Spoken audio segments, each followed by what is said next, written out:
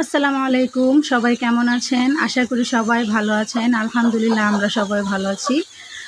তো আজকে আবার চলে আসলাম রান্নাবান্নার ভিডিও নিয়ে। আজকে আমাদের এখানে মিস্ত্রি আছে, মানে আমার বাসায় খামারে খোপ বানাইতেছে। আজকে হচ্ছে মিস্ত্রির দ্বিতীয় দিন। তো এখানে রান্নাবান্না হচ্ছে শিং মাছ ভুনা, আর এই যে ভাত হয়ে গেছে, আর এই যে পুঁই শাক ভাজি, আর এই যে গতকালকে তেলাপিয়া মাছ ভুনা করছিলাম সেটাও রয়ে গেছে 3 পিস। সকালে রুটি বানাইছি, রুটি ডিম ভাজা। আবির ওইখানে টিভি দেখে। আবির সব কিছু ময়লা এলোমেলো হয়ে দিচ্ছে একেবারে। তো এখানে শিং মাছ ভুনা করার জন্য পেঁয়াজ রসুন দিয়ে দিছি, কাঁচামরিচ না, এই জন্য শুকনো মরিচ ছোটো ছোটো করে টুকরা করে দিয়ে দিছি। এটা ভাজা ভাজা হবে, এরপরে হলুদ দিব, হলুদ দিয়ে মশলা কষায় শিং মাছটা দিয়ে একটু নেড়ে চেড়ে পানি দিয়ে ভুনা, একেবারে ঝোল টানায় নামাবো। দেখতে থাকেন। এই যে এখানে সব ধরনের মশলা দিয়ে হলুদ দিয়ে পানি দিয়ে কষাইতেছি। এটা কষানো হলে এর মধ্যে যে মাছ ধুয়ে ভিজিয়ে রাখছে এই মাছগুলো দিয়ে দিব। আমার মশলা অলমোস্ট কষানো শেষ, এবার এই মাছগুলো দিয়ে দিব।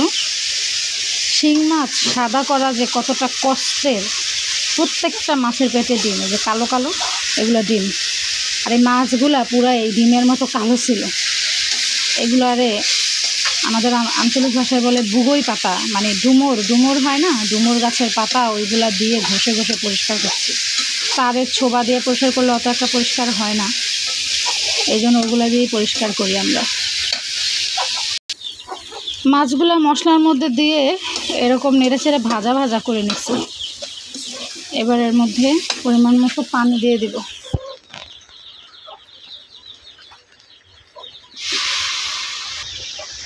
তো এখানে আমার শিং মাছ রান্না প্রায় শেষ। আরেকটু ঝোল টানবে, মানে আরেকটু পোড়া পোড়া হবে, শুকনো হবে। তো চলেন এই ফাঁকে এটা হইতে হইতে আপনাদেরকে আমার খামারের লোকটা দেখায় আসি, মিস্ত্রিরা কাজ করতেছে সেখানে দেখায় আনি আপনাদের।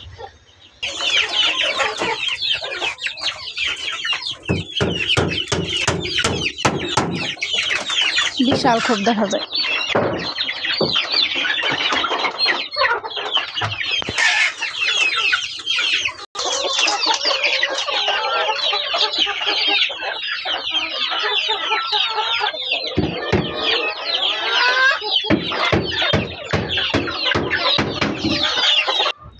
আজকেও প্রচুর পরিমাণে বৃষ্টি হয়েছে।